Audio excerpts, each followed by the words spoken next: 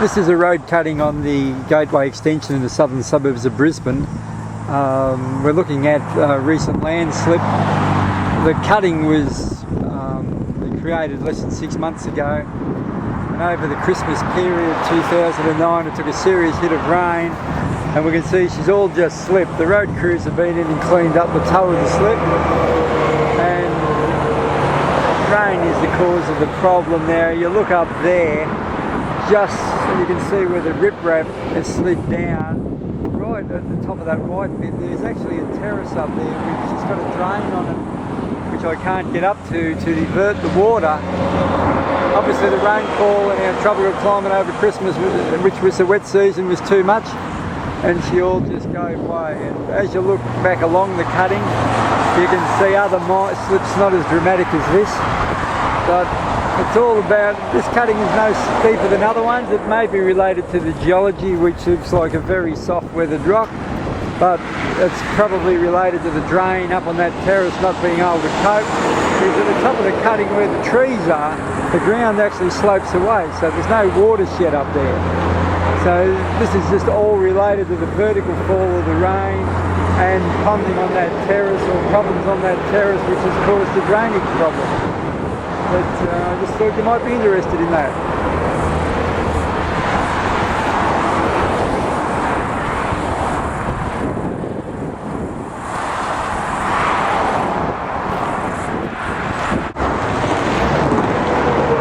I was here about 6 weeks ago. It's now the 26th of February 2010. The trucks are coming by. The Brisbane wet season's continued, and it's been raining off and on in the intermittent period, and some of the rain has been pretty heavy. This local area about 10 days ago got about 150 mil or 6 inches of rain in the 12-hour window, and this is the now result of that previous slides. They got a lot worse. They've been along and done some maintenance. I'm interested why they covered the toe of the slip up in a fabric. I think it's to stop contamination in the waterways, where maybe I would have spent my time and the money putting the fabric up the top, protecting the slope from further falls. It's a bit noisy here, and if we wander down you can just see the damage, or the new damage, when you look back at the video in the previous few minutes, which I took 6 weeks ago, and you'll see the changes which have occurred through here. We look up there.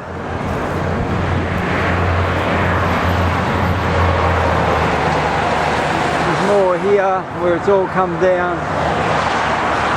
This rock here, they're riprap drains vertically, supposed to convey water down to the slope, but unfortunately they all ended up down here as well. We'll just look back there. I'll break the video and give you another shot of this section down here, which is about 60-70 metres down. I'm just halfway down to where I was going to go, but I'll put the video back on. There's just instability all through this batter, which is probably, I haven't been up and measured it, but it's probably 45 degrees, or maybe steeper. And they left it with the bottom 2 metres you can see. I'm not sure whether that's shotcrete or soil anchor. Probably it's performing like if it's just spray on concrete with nothing in it, but anyway, it's got some weep holes built into the bottom. We zoom in, there it is there. They're basically clogged, and this drain's now blocked. And we look through here, this is a bit down here, and they've got these holding ponds which are, I think they'll hold the sediment back, because we're more concerned nowadays with not putting sediment into the waterways that wash into the bays, but there is a relationship between these sediment holding ponds at 2 of these 3 locations and the collapse. Was there some weakening of the foundation material? Who knows? And over here they've seen it go, and they appear to have put a pipe in to try and make sure that drainage flows, but I'm not real sure where those pipes there were going, or there was maybe a bit of a drain in there. But there's another one of those drainage, riprap, vertical drainage areas which hasn't collapsed. There's another one here, and then we'll just walk down here This is the last bit of it down here on this face. The overall face is probably 200, 250 metres long. I haven't measured it, but just eyeballing it. But you can see when you compare this video to the previous stuff I took 6 weeks ago, just how it's deteriorated. But you know, even though it had that 150 mil of rain overnight, in the 6 weeks it's probably had 500 or more mil of rain. Most of it in short bursts and rapid. In Brisbane, 50 mil of rain in an hour this time of the year is not uncommon, and that's 2 inches. So, but there it all is there. I couldn't really see last time I'm here, but this is just a deep weathered in situ soil. I haven't checked the maps. The original stuff is probably Triassic age, probably related to maybe the Bundamba coal measures, not real sure. The bedrock is probably horizontally bedded or near horizontally bedded in this area. But that's about all from here, and if they don't clean it up and fix it soon, we might be back in another 6 weeks, because as you can see, the weather's not good here. I'm now about 1 kilometre west of the landslide at a cutting.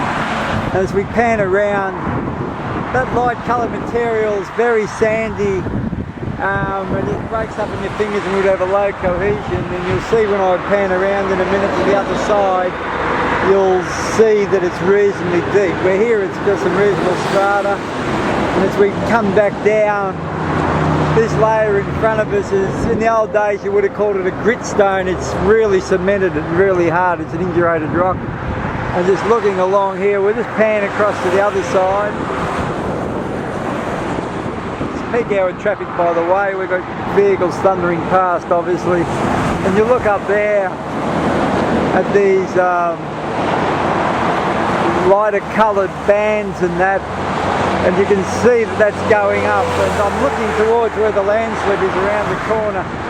So where this outcropped, or would have outcropped, it would have developed the soil with very low cohesion. It got cut on a steep slope, but it was mainly sandy. It's saturated, and down it came, and that appears to be the story here.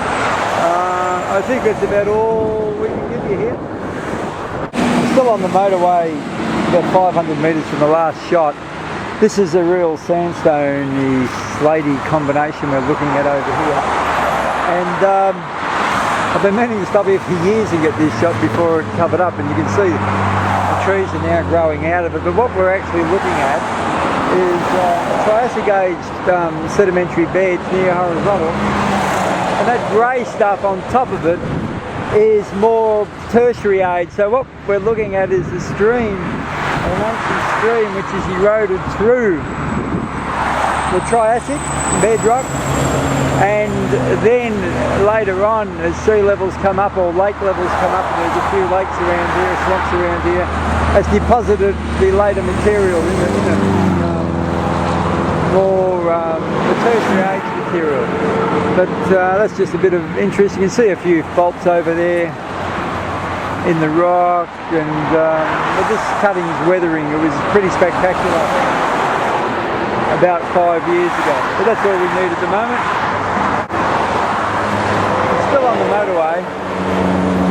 When I stopped previously, and there's one here, there's a pole there, that yellow and black pole. We pan back, we've got a spoon drain here. I'm right in front of these poles. Now what I thought I was looking at the other place, I thought it was just marking some sort of telecommunication or other infrastructure with an inspection pit. But let's go down here to this pit and see what is under it. Wait till I get the panning right. Here we go. What we have in here is an Aggie drain. So these are obviously flush points for the drains which are behind this concrete curb here. So when they built these motorways, they took some reasonable care into making sure that there wasn't water built up behind their infrastructure.